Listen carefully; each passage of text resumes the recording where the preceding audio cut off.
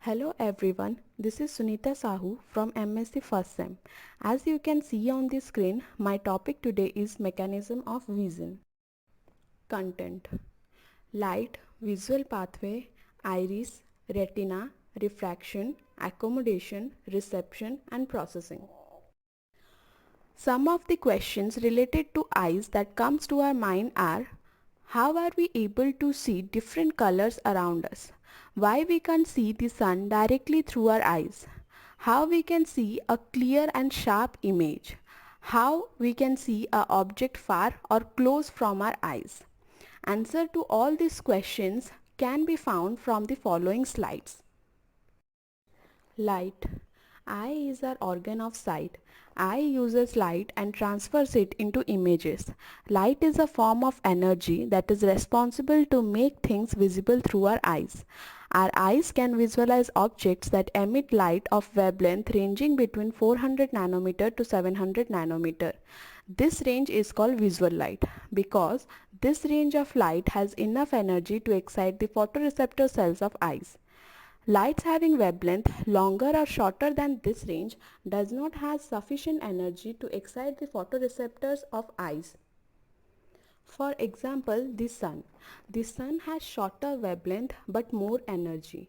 This much energy overexcites our photoreceptor cells. All these cells are excited all together that produces a white light. Sometimes seeing the sun directly through our eyes can damage our eyes. Visual pathway. The light rays emitted by an object travels parallelly in the air. As it strikes the cornea, the light is bent at cornea that results in focusing of light on retina. The bent light rays now pass through the pupil to the lens where they are further focused to get a sharp image on retina. The retinal cells convert the light energy into electrochemical signal that travels through the optic nerves to the visual cortex region of the brain where the object is analyzed and identified. Some of the important components of eyes that are related to image formation are iris, retina and lens. Iris. Iris is the colored portion of eye. Iris has a round opening at its center called pupil through which light enters into the eyes by regulating the size of pupil. Iris has a circular and radial muscle that helps in controlling the size of pupil. Retina. Retina is like a screen where image is formed. The image formed on retina is inverted. It is a light sensitive inner layer, thick and composed of 4 layers of cells: the pigmented cells, photoreceptor cells, bipolar cells and the ganglion cells. The receptor cells form synapse with the bipolar cells with synapses with the ganglion cells.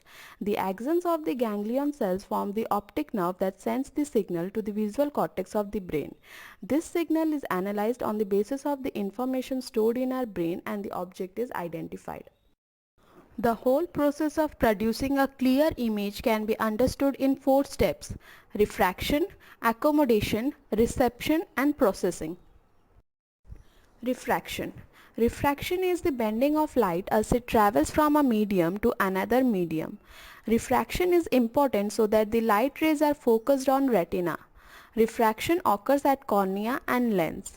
Most of the refraction occurs at cornea. Further, the light rays are focused by lens onto the retina. Accommodation. Accommodation is the property of eye lens to focus both near and distant objects by adjusting the focal length. However, the focal length cannot be increased or decreased beyond a certain limit, due to which healthy person can't see clearly if the object is held too close or too far from the eyes. Human lens is convex, converging, supported by suspensory ligaments also known as zonules of ciliary muscles. Lens is very flexible. Accommodation results by the action of ciliary muscles and suspensory ligament that changes the curvature of eye lens.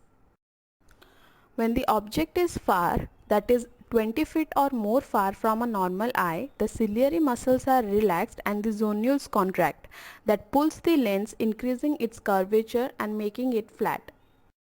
When the object is too close to the eyes, the muscles of the ciliary body contract and the zonules relax and the lens become more rounded and convex.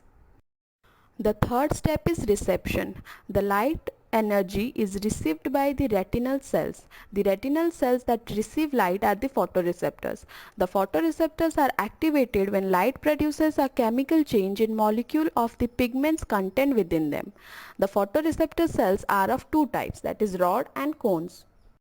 This is the image of rods and cones. They are named so because of their shape. Rods are tubular in shape while cones have conical shape. The rods and cones are divided into two segments, the outer segment and the inner segment. The outer segment has numerous folds called the membranous disc or lamellae, which has the photopigment, while the inner segment has mitochondria, nucleus and synapse. Rods that are responsible for dark vision or twilight vision. Rods contain a purple pigment known as rhodopsin. They function in dim light and at night. They produce poorly defined image. Therefore, we can't see object at night or in dark. What happens in bright light? In bright light, the rhodopsin is broken down into a lipoprotein scotopsin and a carotenoid pigment retinal. This process is called bleaching. So when we go from a bright area to dark area, we feel blind for some time, as at the bright area the cones were functional while the rods were broken down. So we feel difficulty in seeing properly for a moment until rhodopsin is resynthesized. Cones, which are responsible for the color vision. During the day, the high light intensity bleaches out the rods and the color vision is provided by the cones. Cone contain pigment iodopsin. They function in daylight and in artificial bright light. They are not sensitive as rod cells and do not respond to dim light. Thus, we can't see colors at night.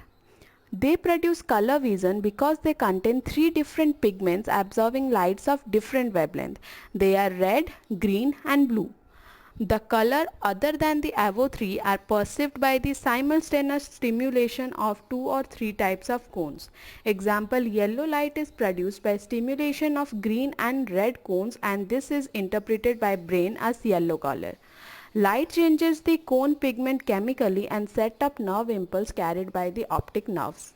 The last step is processing. Processing occurs in the brain. The optic nerve transmits the impulse to the visual cortex region of brain. This region analyzes the information by comparing the stored information. If the information is new, then it is stored in brain for further reference. That's all from my side. Thank you.